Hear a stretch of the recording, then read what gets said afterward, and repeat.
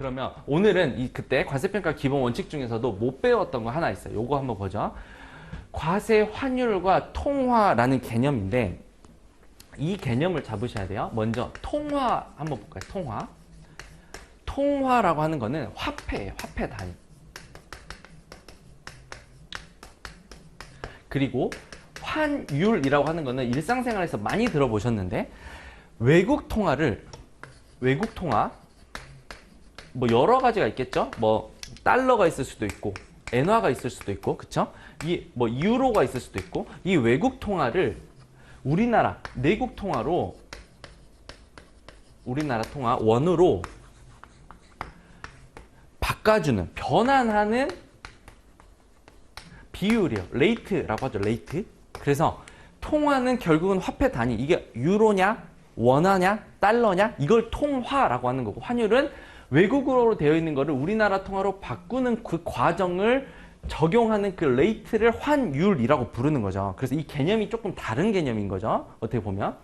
근데 이런 통화와 환율이 왜 관세평가에서 등장하냐면 결국은 관세평가에서의 목적이 뭐예요? 관세액을 산출하려고 하는 거였잖아요. 관세액을.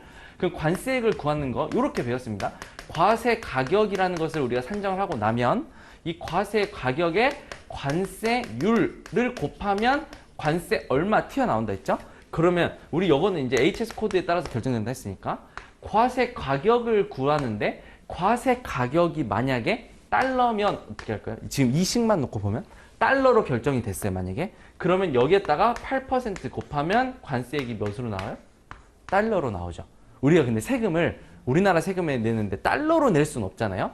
우리나라한테 결국은 한국 세관에 납부를 하려면 이건 달러가 아니고 원화로 돈을 내야 돼요. 납부할 때는 은행에서 납부. 그러면 이 과정에서 원화까지 가는 이 과정이 한 번 있어야 된다는 거죠.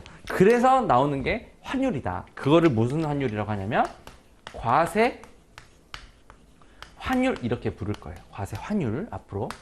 그래서 이 과세 환율은 어디에서 적용이 되냐면 이 과세 가격이 외국 통화, 달러 같이 외국 통화로 결정이 됐을 때 그때 과세 환율이 등장할 수 있는 거예요. 만약에 우리나라 통화로 원화로 과세 가격이 이미 결정이 됐다. 그럼 이 과세 환율 곱할 필요가 있어요, 없어요? 없죠. 그냥 그 금액에 딱 8%든 13%든 5%든 퍼센트 곱해서 관세 나와서 그 납부하면 끝. 근데 이렇게 결정된 일이 있기 때문에 과세 환율이 존재하는 거다. 그럼 역으로 뒤집어서 외국 통화로 결정되는 일이 있다는 거는 그 말은 뭐예요? 과세 가격이 결정될 때 원화일 수도 있고 외국 통화일 수도 있다는 말 아니에요? 그쵸? 외국 통화로 결정될 수도 있다는 거예요. 그래서 원칙적으로는 결국은 상관행을 우리가 존중하려고 하니까 만약에 양 당사자가 거래를 하는데 거래를 하는 과정에서 거래를 두 명이서 하는데 거래를 하면 항상 그 무역 서류, 무역 실무 시간에 이런 거 배울 거야. 인보이스 이런 서류 배울 거야. 인보이스라고 하는 건 무역 서류에서 기초적인 서류인데 누구한테 어떤 물건을 얼마에 팝니다를 적어 놓는 그냥 상업 서류예요. 송장. 거기에 금액이 적혀 있을 거죠. 내가 뭐 P라고 하는 제품을 판매를 하는데 이 P라는 제품을 몇 달러? 100달러에 판매하자. 이렇게 결정됐죠. 그럼 여기서 지금 이 인보이스 통화가 뭐로 돼 있어요? 100달러 돼 있죠. 그럼 이 가격이 뭐가 되는 거예요? 과세 가격으로 결정되는 거예요. 그래서 상업송장, 이 양 당사자가 결정한 그 이 가격을 그대로 인정해 주는 게 상관행 존중이잖아요. 그쵸? 근데 외국 통화로 돼 있다? 그렇다고 인정을 못 해준다? 그런 거 아니죠. 외국 통화로 결정된 일이 무역거래소에는 사실 더 많아요. 미국이랑 거래하는데 원화로 거래하기 쉽지 않죠. 그 미국 사람들이 보기에 원화는 그냥 어디 삼류 코인처럼 보일 거 아니에요. 근데 자기네들만의 그 달러만이 유일한 기축통화 아니에요. 그러니까 무조건 달러로 결제하려고 하지. 갑자기 우리 거래 뭐 제임스랑 거래를 하는데 근데 우리 거래는 코리아 원이야. 이러면 거래가 될까요? 거래가 거의 안 되죠. 당연히 걔네들 머릿속엔 당연히 달러라고 생각하고 있어요. 모든 거래를. 그러니까 달러로 결정됐으면 이거를 뭐로 하겠다? 과세 가격으로 하겠다는 거예요. 근데 과세 가격으로 하는데 다만 세금 낼 때는 과세 환율을 곱해서 원화로 좀 내죠. 우리가 달러 받으면 안 되니까. 이렇게 하는 거다. 요 구조만 일단 기억을 하시고 그리고 한번 요거 봐보죠. 요 배경을 알고 나서 관세법 18조에 과세 환율이 나와 있어요. 그래서 그럼 과세 환율을 보기 전에 통화를 차라리 먼저 볼게요. 관세법 제2조 통화 여기 보면 우리가 어떻게 나와 있냐면 이렇게 나와 있어요. 과세 가격은 여기 아까 과세 가격은 송품장 이게 인보이스예요. 인보이스. 송품장에 기재된 통화를 기초로 하여 결정한다. 끝. 원칙. 송품장 인보이스에 원화로 되어 있으면 원화, 달러로 되어 있으면 달러 그거를 기준으로 결정한다. 끝인데 근데 다만 송품장에 기재된 통화와 여기 부분이요.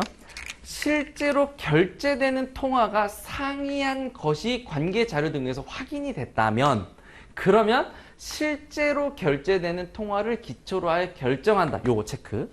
이게 어떤 상황이냐면 여기 이제 지워버릴게요.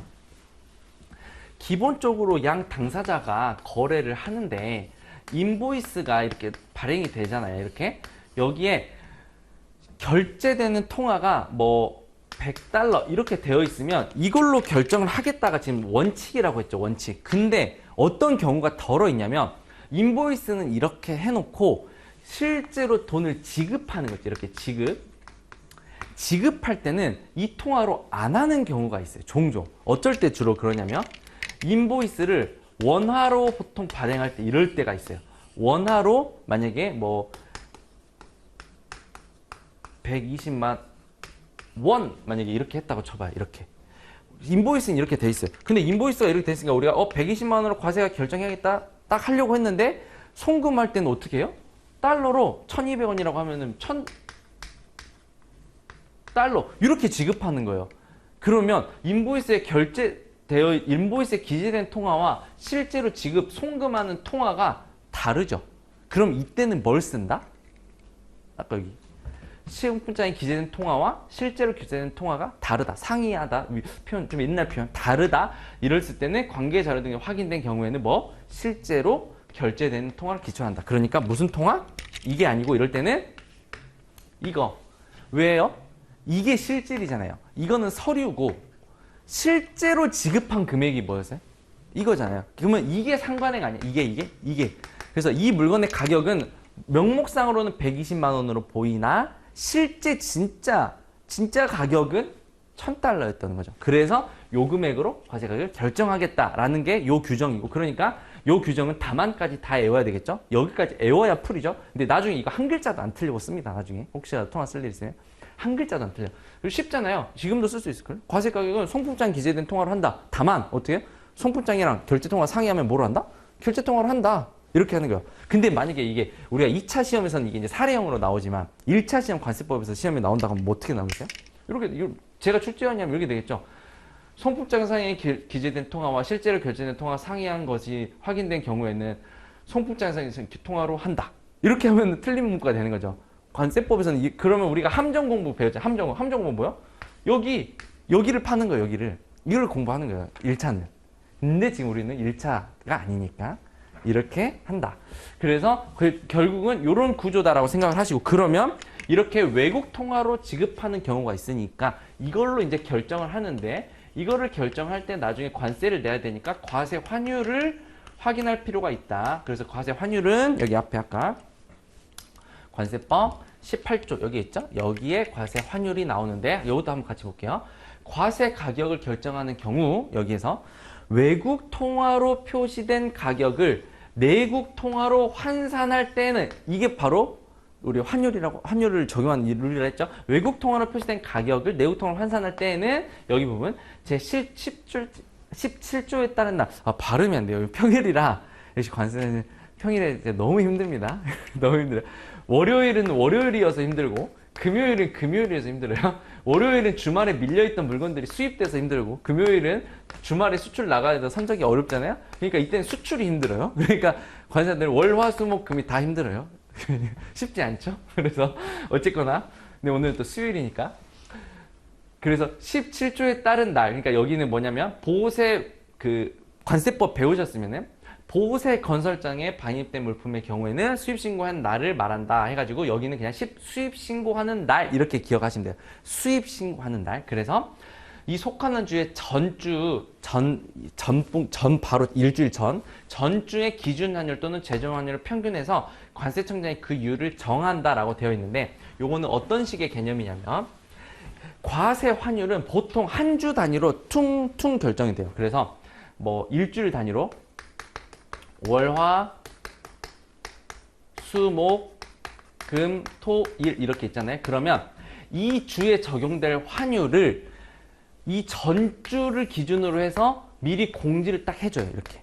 그러면 한 주 동안은 똑같은 환율로 가는 거예요. 그 다음에 또 이 환율을 쭉 평균해가지고 보통 금요일 오후쯤에 발표를 하는데, 다음 주에 적용될 환율 해가지고 여기에 딱 공표를 해요. 그러면 또 이 다음 주는 여기에서 또 결정이 되는 거예요. 그러면 여기서 어떤 문제가 좀 발생을 하냐면, 그 관세법 공부를 하실 때 수입 신고가 있고, 수입 신고가 되고 나면 세관에서 도장을 찍어주는 행위, 수입 신고, 수리. 그쵸? 그래서 신고를 한다고 끝나는 게 아니고, 신고는 의사 표시고 그에 따라서 세관에서 행정 절차를 해줘야 되잖아요. 수리까지 돼야 그 물건이 이제 반출될 수 있는 상태가 되는 건데, 이럴 수 있죠. 월화 수목 목. 여기 칠판에도 오타를 손으로 쓰는데 오타가 나요? 금, 토, 일 이렇게 있어요. 근데 만약에 금요일 날 이걸 했어요. 여기서 수입 신고를 했어요. 여기서 수입 신고를 했는데, 그 우리 관세법에서는 다 수입 신고가 하면은 그날 수리가 된다라고 생각을 하죠. 납부도 이제 15일 뒤에 할 수 있고, 근데 실제로는 그렇게 하려면 이제 담보 같은 것들 다 있어야지 가능한 거고, 실무적으로 어떻게 다 되는 거냐면, 수입 신고를 하고 나서 관세, 부가세를 납부를 해야, 그러니까 사전 납이죠. 사전에 납부를 해야 수리가 보통 돼요. 그래서 신고는 이때 했는데 쭉쭉쭉쭉쭉 돼서 언제? 다음 주 월요일 날 이때 수입 신고가 수리가 됐어요. 이렇게. 그럼 지금 이 상황에서 뭐가 바뀌었어요? 환율이 주 단위니까 바뀌어 버렸죠. 그러면 시험 문제에서 문제를 다 주고 나서 수입 신고는 예를 들어서 이때 며칠 주고, 근데 수리는 이때 됐다. 적용될 환율을 고르라 하면은 뭘 골라야 돼요? 그렇죠. 수입 신고가 기준이죠. 왜? 17조에 따른 날이니까. 그래서 수리가 언제 됐는지는 상관없어요. 일주일이 뒤에 됐는지 2주에 뒤에 됐는지 상관없어요. 이 사이에 환율 폭동이 일어났어 상관이 없어요. 우리는 언제? 우리가 수입하겠다는 의사표시를 한 날, 환율은 이날 기준으로 결정되는 거예요. 그래서 요것만 체크해 두시면 돼요. 이 배경만 기억하시고, 그럼 이제 시험 문제에서 혹시 1차에서도 수입신고의 전주를 막 이렇게 뭐 2주 전, 이렇게 막 너무 유치하죠. 뭐 3주 전, 한 달 전, 이런 거 아니죠. 무조건 그 전주예요. 전주의 기준 환율이나 제정 환율을 평균해서 주간 단위 환율을 일주일 단위로 공지를 한다. 그래서 적용 시점은 수입신고 시점으로 한다. 요것만 기억해 두시면 되겠어요.